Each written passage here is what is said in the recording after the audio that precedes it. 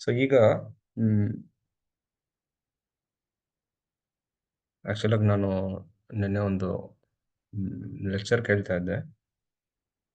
So ಅದರಲ್ಲಿ ಹ್ಮ್, ಒಂದು interesting ಆಗಿರುವಂಥ ಆ, ವಿಷಯಗಳ ಬಗ್ಗೆ ಚರ್ಚೆ ಮಾಡ್ತಾ ಇದ್ದೆ.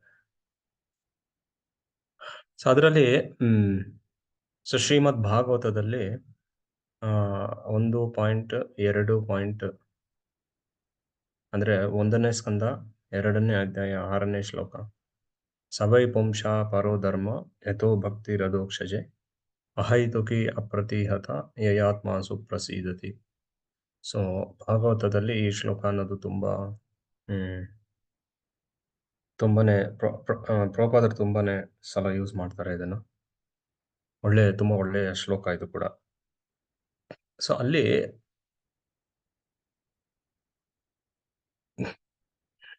ಆ ಶ್ಲೋಕಕ್ಕೆ ಭಾವಾರ್ಥವನ್ನ ಆ,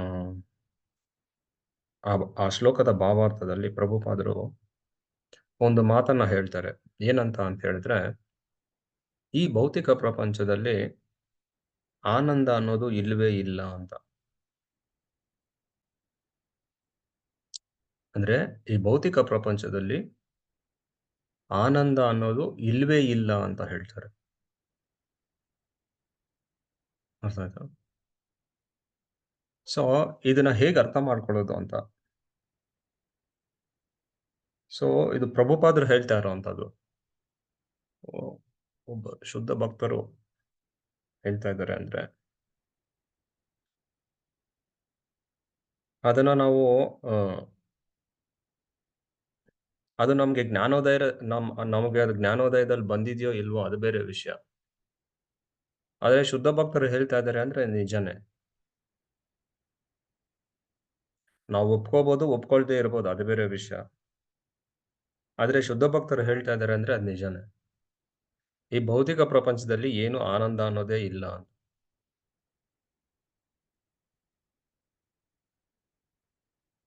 ಸೊ ಹಾಗಾಗಿ ಸೊ ಇದ್ರ ಬಗ್ಗೆ ಹ್ಮ್, ಅರ್ಥ ಮಾಡ್ಕೋಬೇಕು ಅಂತ ಹೇಳಿದ್ರೆ, ಸೊ ಈ ಭೌತಿಕ ಪ್ರಪಂಚದಲ್ಲಿ ನಾವೆಲ್ಲರೂ ಕೂಡ ಹ್ಮ್,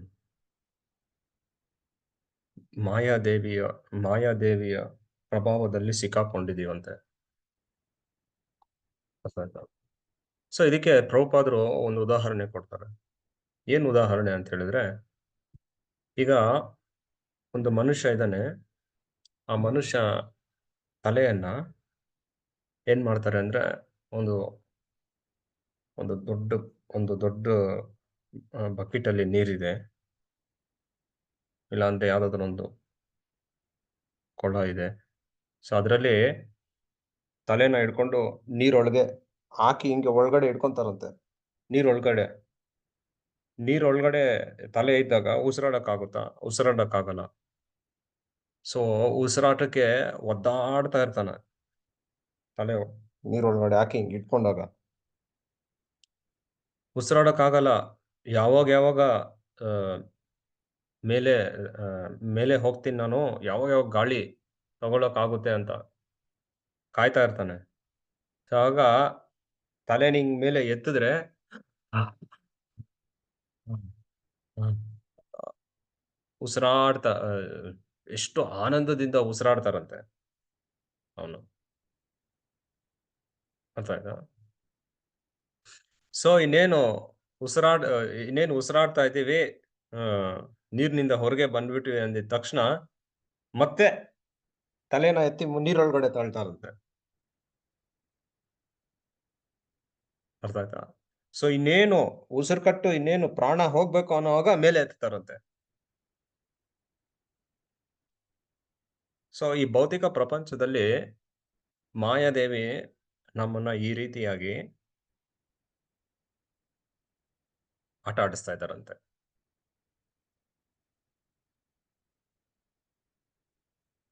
ಅಂದ್ರೆ ನಾವು ನೀರಿನೊಳಗಡೆ ಇದ್ದಾಗ ಎಷ್ಟು ಕಷ್ಟ ಇರುತ್ತೆ, ಉಸಿರಾಡಕ್ಕಾಗಲ್ಲ, ಇನ್ನೇನು ಪ್ರಾಣನೇ ಹೋಗ್ಬಿಡುತ್ತೆ, ಆ ರೀತಿ ಇರುತ್ತೆ. ಇನ್ನೇನ್ ಪ್ರಾಣನೇ ಹೋಗ್ಬೇಕು ಅಂದಾಗ ಮೇಲೆ ಎದ್ದಾಗ ಉಸಿರು ತಗೊಂಡಾಗ, ಓಹ್! ನಾನಿವಾಗ ತುಂಬಾ ಆನಂದವಾಗಿದ್ದೀನಿ ಅಂತ. ಸ್ವಲ್ಪ ಸಮಯ ಆದ್ಮೇಲೆ ಮತ್ತೆ ನೀರೊಳಗಡೆ ಹೋಗುತ್ತೆ ತಲೆ. ಅರ್ಥ ಆಯ್ತಾ? ಸೊ, ಈ ರೀತಿ ಯಾವಾಗ ನೀರಿನಿಂದ ತಲೆ ಆಚೆ ಬರುತ್ತೋ, ಆವಾಗ ನಾವೇನ್ ಅನ್ಕೊಳ್ತೀವಿ ಅಂದ್ರೆ, ಓಹ್! ನಾನು ತುಂಬಾ ಆನಂದವಾಗಿದ್ದೀನಿ ಅಂತ ಅನ್ಕೊಳ್ತೀವಂತೆ. ಸೊ, ಪ್ರಭುಪಾದರು ಅಲ್ಲಿ ಹೇಳ್ತಾರೆ, ಏನಂತ ಹೇಳ್ತಾರೆ ಅಂದ್ರೆ, ಅದು ಆನಂದ ಅಲ್ವಂತೆ. ನೀರಿನಿಂದ ಹೊರಗೆ ಬಂದು ನಾವು ಉಸಿರಾಟವನ್ನ ತಗೊಳ್ತೀವಲ್ವಾ, ಅದು ಆನಂದ ಅಲ್ವಂತೆ. ಆಕ್ಚುಲ್ ಆಗಿ ಅದೇನು ಅಂತ ಹೇಳಿದ್ರೆ, ನೀರಿನ ಒಳಗೆ ಇದ್ದಾಗ ಉಸಿರಾಡಕ್ ಆಗ್ತಾ ಇರ್ಲಿಲ್ಲ. ಸೊ, ನೀರಿನಿಂದ ಹೊರಗೆ ಬಂದಿದ್ ತಕ್ಷಣ ನಮ್ಗೆ ಉಸಿರಾಡಕ್ಕಾಯ್ತು. ಅಂದ್ರೆ ನೀರಿನೊಳಗೆ ಇರುವಂತ ಕಷ್ಟ ನೀರಿನಿಂದ ಆಚೆ ಬಂದಾಗ ಆ ಕಷ್ಟ ಇರ್ಲಿಲ್ಲ. ಅಂದ್ರೆ ಕಷ್ಟದಿಂದ ನಾವು ಪಾರಾದ್ವಿ ಅಷ್ಟೇ. ಈ ಕಷ್ಟದಿಂದ ಪಾರಾಗೋದನ್ನ ನಾವೇನ್ ಅನ್ಕೊಳ್ತೀವಿ ಅಂದ್ರೆ ಆನಂದ ಅಂತ ಅರ್ಥ ಮಾಡ್ಕೊಳ್ತೀವಿ. ಅಂದ್ರೆ ಈ ಭೌತಿಕ ಪ್ರಪಂಚದಲ್ಲಿ ನಮ್ಮ ಭೌತಿಕ ಜೀವನದಲ್ಲಿ ಏನು ಕಷ್ಟ ಇಲ್ದೆ ಆರಾಮಾಗಿ ಭೌತಿಕ ಜೀವನ ನಡೀತಾ ಇದೆ ಅಂತ ಹೇಳಿದ್ರೆ, ಅದು ಅದು ಆನಂದದ ಸ್ಥಿತಿ ಅಂತ ನಾವು ತಪ್ಪರ್ಥ ಮಾಡ್ಕೊಳ್ತೀವಂತೆ. ಆಕ್ಚುಲ್ ಆಗಿ ಭೌತಿಕ ಜೀವನದಲ್ಲಿ ನಮ್ಗೆ ಏನು ಕಷ್ಟ ಇಲ್ದೆ ಜೀವನ ನಡೀತಾ ಇದೆ ಅಂತ ಹೇಳಿದ್ರೆ, ಅಲ್ಲಿ ಕಷ್ಟ ಇಲ್ಲ ಅಷ್ಟೇ, ಆದ್ರೆ ಆನಂದ ಇಲ್ಲ. ಚೆನ್ನಾಗಿ ಅರ್ಥ ಮಾಡ್ಕೊಳ್ಳಿ ಇದನ್ನ.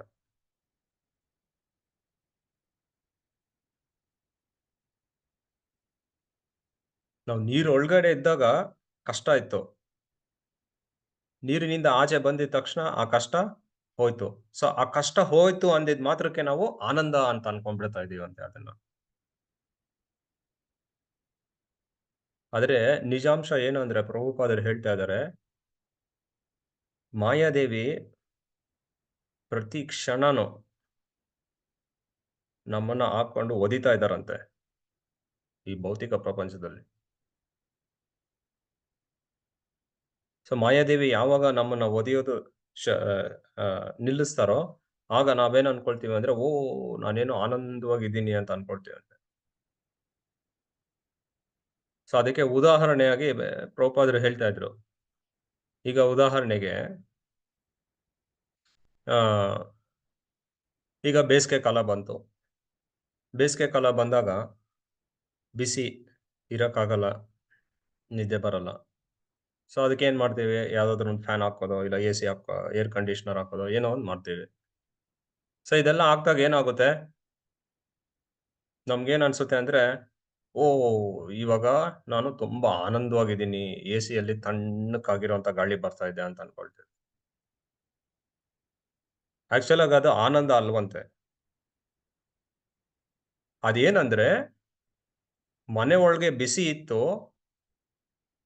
ಆ ಫ್ಯಾನು ಅಥವಾ ಎಸಿ ಹಾಕೊಂಡಿದ್ದಕ್ಕೆ, ಆ ಬಿಸಿ ಅನ್ನೋದು ಹೋಗಿ ತಣ್ಣಕ್ಕಾಗಿದೆ ಅಷ್ಟೇ. ಅಷ್ಟೇ ಆಗಿರೋದಲ್ಲಿ. ಅದು ಆನಂದ ಅಲ್ವಂತೆ. ಬಿಸಿಯಾಗಿರುವಂತ ವಾತಾವರಣ ತಣ್ಣಕ್ಕಾಯ್ತು ಅಷ್ಟೇ. ಆ ಬಿಸಿಯಾಗಿರುವಂತ ವಾತಾವರಣ ತಣ್ಣಕ್ಕಾಗಿದ್ ಮಾತ್ರಕ್ಕೆ ನಾವೇನ್ ಅನ್ಕೊಳ್ತಾ ಇದೀವಿ ಅಂದ್ರೆ, ಓಹ್! ನಾನಿವಾಗ ಆನಂದವಾಗಿದ್ದೀನಿ ಅಂತ ಅನ್ಕೊಳ್ತಾ ಇದೀವಿ. ಅದೇನಂದ್ರೆ, ಬಿಸಿಯ ಶಾಖದಿಂದ ನಮಗೆ ಸ್ವಲ್ಪ ವಿಮುಕ್ತಿಯಾಗಿ, ನಾವು ಇವಾಗ ತಣ್ಣಗೆ ಆಗಿರುವಂತ ವಾತಾವರಣದಲ್ಲಿ ನಾವಿದೀವಿ ಅಷ್ಟೇ.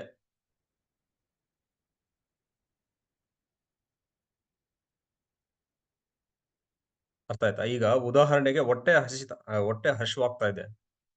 ಹೊಟ್ಟೆ ಹಸಿವಾದಾಗ ನಾವು ಊಟ ಮಾಡಿದ್ರೆ ಹೊಟ್ಟೆ ಹಸಿವು ಹೋಗುತ್ತೆ. ಸೊ, ನಮ್ಗೆ ಹೊಟ್ಟೆ ಹಸಿವಾದಾಗ ನಾವು ಊಟ ಮಾಡಿದ್ರೆ, ಹೊಟ್ಟೆ ಹಸಿವು ಅನ್ನೋದು ನಿವಾರಣೆ ಆಗುತ್ತೆ. ಸೊ, ಹೊಟ್ಟೆ ಹಸಿವು ನಿವಾರಣೆ ಆಗಿದ್ ಮಾತ್ರಕ್ಕೆ ನಾವು ಆನಂದವಾಗಿ ಇದ್ಬಿಟ್ಟಿದೀವಿ ಅನ್ಕೊಳ್ಳೋದು, ಅದು ಸರಿ ಅಲ್ವಂತೆ. ಸೊ, ಹಾಗಾಗಿ ನಮ್ಮ ಭೌತಿಕ ಜೀವನದಲ್ಲಿ ನಮ್ಗೆ ಏನೇ ಒಂದು ಕಷ್ಟ ಬಂದ್ರುನು, ಪ್ರತಿ ಸಲ ಆ ಕಷ್ಟದಿಂದ ನಾವು ಪಾರಾದಾಗ ನಾವೇನ್ ಅನ್ಕೊಳ್ತೀವಿ ಅಂದ್ರೆ, ನಾನು ಈಗ ಆನಂದವಾಗಿದ್ದೀನಿ. ಇಷ್ಟು ದಿನ ಕಷ್ಟ ಇತ್ತು. ಈಗ ಆ ಕಷ್ಟ ಹೋಗಿದ್ ಮಾತ್ರಕ್ಕೆ ನಾನೀಗ ಆನಂದವಾಗಿದ್ದೀನಿ ಅಂತ ಅನ್ಕೊಳ್ತೀವಂತೆ.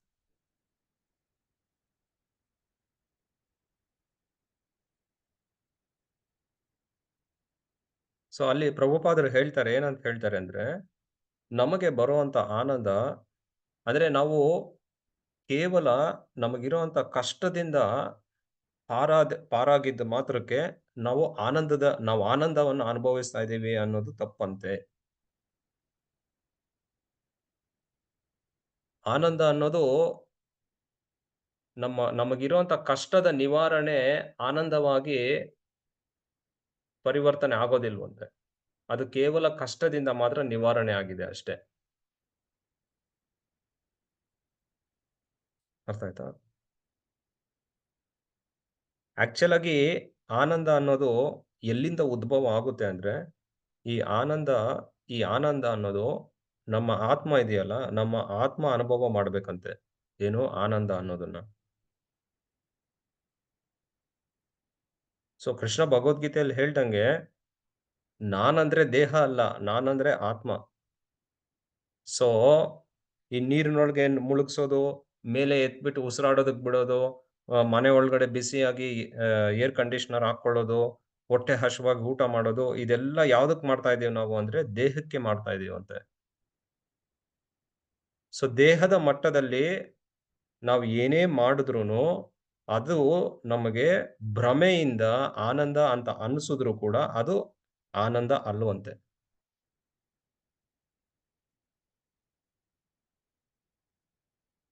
ನಾವು ಈ ದೇಹಗಳಲ್ಲ.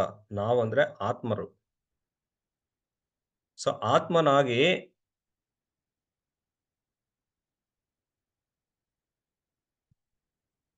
ಆತ್ಮದ ಮಟ್ಟದಲ್ಲಿ ನಾನು ಆನಂದವನ್ನ ಕಾಣಿದ್ರೆ, ಅದು ಮಾತ್ರ ನಿಜವಾಗಿರುವಂತ ಆನಂದ.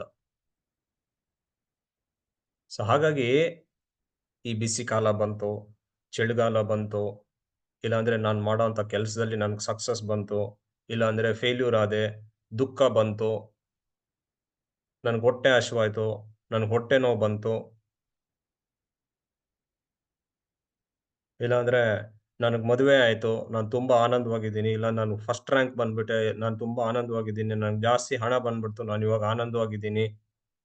ಇಲ್ಲಾಂದ್ರೆ ನನ್ನ ಹಣನ ಕದ್ಕೊಂಡು ಹೋಗ್ಬಿಟ್ರು, ನಾನಿವಾಗ ದುಃಖದಲ್ಲಿದ್ದೀನಿ. ಇದೆಲ್ಲ ಆಗ್ತಾ ಇರೋದು ದೇಹಕ್ಕೆ. ಸೊ, ದೇಹದ ಮಟ್ಟದಲ್ಲಿ ಆನಂದ ಅನ್ನೋದು ಇಲ್ಲ. ನಾನಂದ್ರೆ ಆತ್ಮ. ಸೊ, ನಮ್ಮ ಆತ್ಮ ನಿಜವಾಗಿರೋ ಅಂತ ಆನಂದಕ್ಕೋಸ್ಕರ ಪರಿತಪಿಸ್ತಾ ಇದೆಯಂತೆ. ನಮ್ಮ ಆತ್ಮ ನಿಜವಾದ ಆನಂದಕ್ಕೋಸ್ಕರ ಪರಿತಪಿಸ್ತಾ ಇದೆ. ಎಲ್ಲಿವರೆಗೂ ನಿಜವಾಗಿರೋಂಥ ಆನಂದ ನಮ್ಮ ಆತ್ಮಕ್ಕೆ ಅನುಭವ ಆಗಲ್ಲ, ಅಲ್ಲಿವರೆಗೂನು ಈ ದೇಹದ ಮಟ್ಟದಲ್ಲಿ ಏನೇನ್ ಆಗ್ತಾ ಇದೆಯೋ, ಅದನ್ನ ಆನಂದ ಅಂತ ಭ್ರಮೆಯಲ್ಲಿ ಸ್ವೀಕಾರ ಮಾಡಿ ನಾವು ಜೀವನವನ್ನ ನಡೆಸ್ತಾ ಇದ್ದೇವಂತೆ. ಸೊ, ಪ್ರಭುಪಾದರು ಒಂದು ಅದ್ಭುತವಾಗಿರುವಂತ ಉದಾಹರಣೆ ಕೊಡ್ತಾರೆ.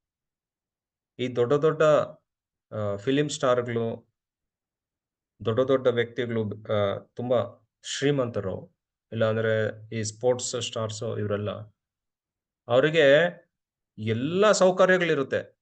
ಎಷ್ಟು ಬೇಕೋ ಅಷ್ಟು ಹಣ ಇರುತ್ತೆ.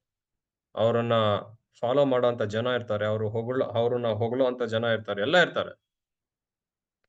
ಅಷ್ಟಿದ್ರೂನು ಕೂಡ ಯಾಕೆ ಅವರು ಹೋಗಿ ಆತ್ಮಹತ್ಯೆ ಮಾಡ್ಕೊಳ್ತಾರೆ? ಸೊ, ಇದರ ಅರ್ಥ ಏನು ಅಂತ ಹೇಳಿದ್ರೆ, ದೇಹದ ಮಟ್ಟದಲ್ಲಿ ಏನೇ ಸೌಕರ್ಯಗಳನ್ನ ಭೌತಿಕವಾಗಿ ಮಾಡಿದ್ರೂನು ಕೂಡ, ಅದು ತಪ್ಪಾಗಿ ಆನಂದ ಅಂತ ನಾವು ಅರ್ಥ ಮಾಡ್ಕೊಂತೇವಂತೆ. ಅರ್ಥ ಮಾಡ್ಕೊಳ್ಳೋದ್ರಿಂದ, ನಿಜವಾಗಿರೋಂಥ ಆನಂದ ಆತ್ಮದ ಮಟ್ಟದಲ್ಲಿದೆ ಅನ್ನೋದನ್ನ ನಾವು ಅರ್ಥ ಮಾಡ್ಕೊಳ್ದೆ, ನಾವೇನ್ ಮಾಡ್ತೀವಿ, ಎಷ್ಟೋ ಜನ ಎಲ್ಲ ಭೌತಿಕವಾಗಿ ಸೌಕರ್ಯಗಳಿದ್ರೂ ಕೂಡ ಸೂಸೈಡ್ ಮಾಡ್ಕೊಂಡು ಸತ್ತೋಗ್ತಾರಂತೆ. ಯಾಕೆ ಅಂದ್ರೆ, ಅವ್ರಿಗೆ ನಿಜವಾಗಿರುವಂಥ ಆನಂದನೇ ನೋಡ್ಲಿಲ್ಲ ಅವರು. ಅವರು ಈ ದೇಹಕ್ಕೆ ಏನೇನ್ ಆಗ್ತಾ ಇದೆಯೋ, ಆ ಅದನ್ನ ಆನಂದ ಅನ್ಕೊಂಡ್ರಂತೆ.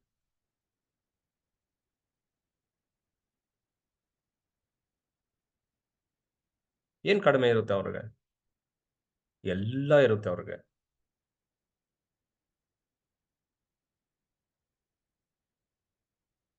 ಅದಕ್ಕೆ ಪ್ರಭುಪಾದರು ಆ ಭಾವಾರ್ಥದಲ್ಲಿ ಬರೀತಾರೆ. ನಮ್ಮ ಆತ್ಮ ಕಾತರಿಸ್ತಾ ಇದೆಯಂತೆ ನಿಜವಾಗಿರುವಂತ ಆನಂದಕ್ಕೋಸ್ಕರ.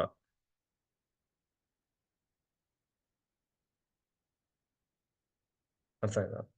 ಸೊ ಹಾಗಾಗಿ ಈ ಆನಂದಕ್ಕೋಸ್ಕರ ಕಾಯ್ತಾ ಪರಿತಪಿಸ್ತಾ ಇರುವಂತ ಆ ಆತ್ಮಕ್ಕೆ ಆನಂದ ಬರಬೇಕು ಅಂದ್ರೆ ಒಂದೇ ಒಂದು ದಾರಿ ಏನು ಅಂತ ಹೇಳಿದ್ರೆ ಕೃಷ್ಣನ ಭಕ್ತಿ ಸೇವೆ ಮಾತ್ರನಂತೆ. ಕೃಷ್ಣನ ಪ್ರೀತಿಯುತವಾಗಿರುವಂತ ಭಕ್ತಿ ಸೇವೆ.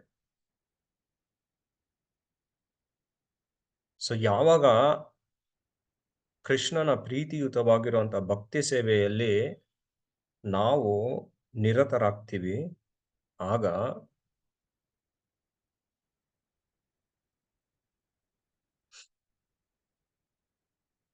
ಆತ್ಮಕ್ಕೆ ಪೂರ್ತಿಯಾಗಿರುವಂತ ನಿಜವಾಗಿರುವಂತ ಆನಂದ, ಸಂತೃಪ್ತಿ ಅನ್ನೋದು ಸಿಗುತ್ತಂತೆ. ಯಾವುದೇ ಆಶ್ರಮದಲ್ಲಿರ್ಬೋದು.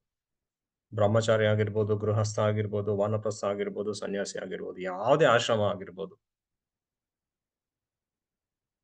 ನಮಗೆ ನಿಜವಾಗಿರುವಂತ ಆನಂದ ಸಿಗಬೇಕು ಅಂತ ಹೇಳಿದ್ರೆ, ಅದು ಕೇವಲ ಭಗವಂತನ ಭಕ್ತಿ ಸೇವೆಯನ್ನ ಮಾಡೋದ್ರಿಂದ ಮಾತ್ರ ನಮ್ಮ ಆತ್ಮಕ್ಕೆ ಬೇಕಾಗಿರುವಂತ ಪೂರ್ತಿಯಾಗಿರುವಂತ ಸಂತೃಪ್ತಿ, ಆನಂದ ಸಿಗುತ್ತಂತೆ.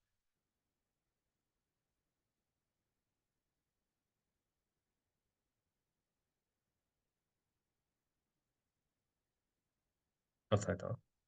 ಸೊ ಹಾಗಾಗಿ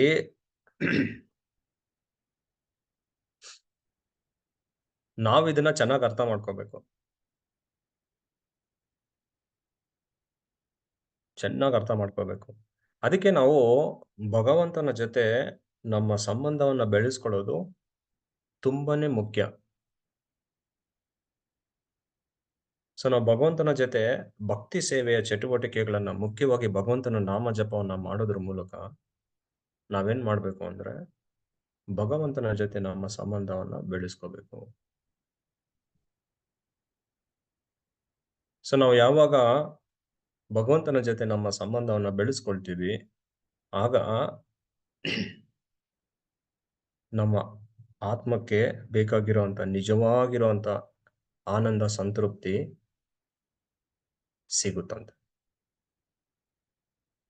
ಆನಂದ ಅಂದ್ರೆ ಕೇವಲ ಕೃಷ್ಣನ ಭಕ್ತಿ ಸೇವೆಯನ್ನ ಮಾಡಿ ಭಗವಂತನ ಜೊತೆ ನಮ್ಮ ಸಂಬಂಧವನ್ನ ಬೆಳೆಸ್ಕೊಂಡು ಭಗವಂತನ ನಾಮದ ಜಪದ ಮೂಲಕ ಸೊ ನಮಗೆ ಭಕ್ತಿ ಸೇವೆಯಲ್ಲಿ ಏನು ಆನಂದ ಬರುತ್ತೆ ಅದು ಮಾತ್ರ ನಿಜವಾಗಿರುವಂತ ಆನಂದ. ಆನಂದ ಅಂದ್ರೆ ಅದು ಮಾತ್ರನೇ. ಅದು ಬಿಟ್ಟು ಭೌತಿಕ ಪ್ರಪಂಚದಲ್ಲಿ ನಮ್ಗೆ ಬಿಸಿ ಆಯ್ತು, ನಮ್ಗೆ ಚಳಿ ಆಯ್ತು, ನಮ್ಗೆ ಅದಾಯ್ತು, ಇದಾಯ್ತು, ಇದೆಲ್ಲ ಯಾವುದು ಆನಂದ ಅಲ್ವಂತೆ. ಅದಕ್ಕೆ ಪ್ರಭುಪಾದರು ಖಂಡಿತವಾಗಿ ಹೇಳ್ತಾರೆ, ಈ ಭೌತಿಕ ಪ್ರಪಂಚದಲ್ಲಿ ಆನಂದ ಅನ್ನೋದು ಇಲ್ಲ.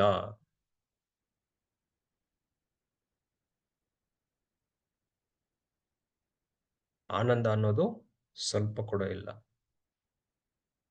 ಸೊ ಹಾಗಾಗಿ ನಾವು ಭಗವಂತನ ಬಳಿ ಹೋಗಿ, ಭಗವಂತನ ಮುಂದೆ ಹೋಗಿ, ಭಗವಂತನ ಹತ್ರ ನಾವು ಹೇಳ್ಬೇಕಂತೆ. ಏನಂತ ಅಂದ್ರೆ, ಕೃಷ್ಣ, ಎಷ್ಟೋ ಜನ್ಮಗಳಿಂದ ನಾನು ನಿನ್ನ ಬಹಿರಂಗ ಶಕ್ತಿಯಾಗಿರುವಂತ ಮಾಯಾದೇವಿ ಸೇವೆಯಲ್ಲಿ ನಾನು ಬಿದ್ದ್ಬಿಟ್ಟಿದ್ದೀನಿ. ಅಂದ್ರೆ ಈ ಭೌತಿಕ ಪ್ರಪಂಚದಲ್ಲಿ ಮುಳುಗೋಗ್ಬಿಟ್ಟಿದ್ದೀನಿ. ಮುಳುಗೋಗಿ ಈ ಭೌತಿಕ ಪ್ರಪಂಚದಲ್ಲಿ ಕಷ್ಟ ಇಲ್ದೇ ಇರೋಂಥ ಸ್ಥಿತಿನ ನಾನು ಅಪಾರ್ಥ ಮಾಡ್ಕೊಂಡು ಇದು ಆನಂದದ ಸ್ಥಿತಿ ಅಂತ ಹೇಳಿ ನಾನು ನಿನ್ನನ್ನ ಮರೆತು ನಾನು ಜೀವನವನ್ನ ಮಾಡ್ತಾ ಇದ್ದೀನಿ. ಈಗ ನಿನ್ನ ಭಕ್ತರ ಕೃಪೆಯಿಂದ, ನಿನ್ನ ಕೃಪೆಯಿಂದ ಈ ಭಗವದ್ಗೀತೆ ಸಿಕ್ಕಿದೆ. ಈ ಭಗವಂತನ ನಾಮ ಸಿಕ್ಕಿದೆ. ಈಗ ನಾನು ನಿನ್ನ ಮಾಯಾಶಕ್ತಿಯ ಸೇವೆಯನ್ನ ಮಾಡೋದು ಬಿಟ್ಟು, ನಿನ್ನ ಸೇವೆಯನ್ನ ಮಾಡ್ಬೇಕು ನಾನು ಅಂತ ಹೇಳಿ ನಾವು ಭಗವಂತನ ಮುಂದೆ ಪ್ರಾರ್ಥನೆ ಮಾಡ್ಬೇಕು. ಇಷ್ಟು ಜನ್ಮಗಳಿಂದ ಭ್ರಮೆಯಲ್ಲೇ ಬದುಕಿದ್ದಾಯ್ತು. ಈಗಲಾದರೂ ನಾನು ನಿನ್ನ ಸೇವೆಯನ್ನ ಮಾಡಬೇಕು ಅಂತ.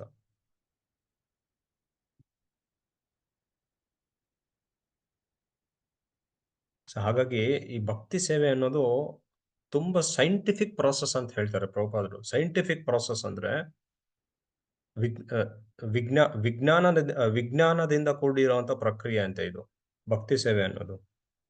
ಸೊ ಅದಕ್ಕೆ ಪ್ರಭುಪಾದರು ಉದಾಹರಣೆ ಕೊಡ್ತಾರೆ. ಏನು ಉದಾಹರಣೆ ಅಂದ್ರೆ, ಈಗ 2+2 = 4. ಸೊ ಇದು ಕೇವಲ ಬೆಂಗಳೂರಲ್ಲಿ ಮಾತ್ರ 2+2 ಅನ್ನೋದು 4, ಇಲ್ಲ ಅಂದ್ರೆ ಇಡೀ ಪ್ರಪಂಚದಲ್ಲಿ 2+2 ಅನ್ನೋದು 4? ಇಡೀ ಪ್ರಪಂಚದಲ್ಲೇ 2+2 4 ಪ್ರಭು. ನೀವು ಮಾತಾಡ್ತಾ ಇರೋದು ಕೇಳಿಸ್ತಾ ಇದೆ ನನ್ಗೇನು ಕೇಳಿಸ್ತಾ ಇಲ್ವೇ? ಪ್ರಭು ಇಡೀ ಪ್ರಪಂಚದಲ್ಲೇ ಒಂದ್ ನಿಮಿಷ. 2+2 ನಾನ್ ಮಾತಾಡೋದು ಕೇಳಿಸ್ತಾ ಇದೆ ನಿಮ್ಗೆ? ಕೇಳಿಸ್ತಾ ಇದೆ ಪ್ರಭು.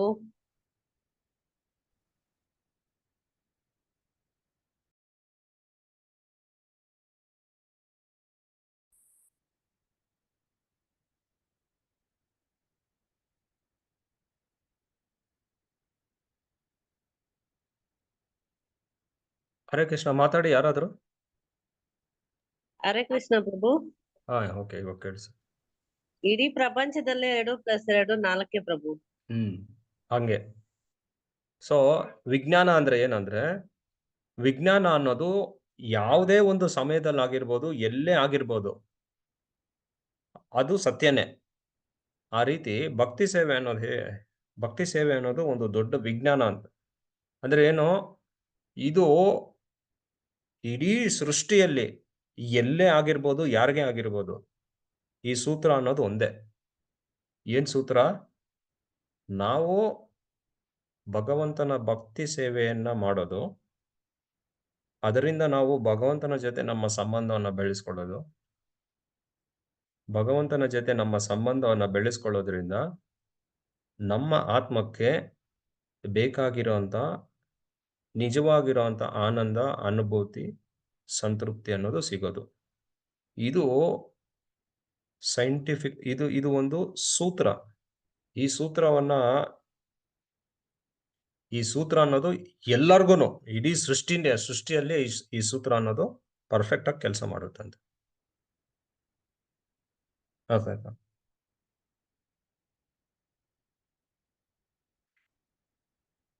ಸೊ ಈ ಸೂತ್ರ ನಾವು ಕೆಲಸ ಮಾಡೋದಕ್ಕೆ ನಮಗೆ ಈ ಸಾಧನ ಭಕ್ತಿ ಪ್ರಕ್ರಿಯೆ ಏನಿದೆ, ಇದೆಲ್ಲ ನಮಗೆ ತುಂಬಾ ಸಹಾಯ ಮಾಡುತ್ತೆ. ಸಾಧನ ಭಕ್ತಿಯಲ್ಲಿ ಭಗವಂತನ ನಾಮ ಜಪ ಮಾಡೋದು, ಶ್ರವಣ ಮಾಡೋದು, ಭಗವಂತನ ಭಕ್ತರ ಸಂಘವನ್ನು ನಾವು ಬಯಸೋದು,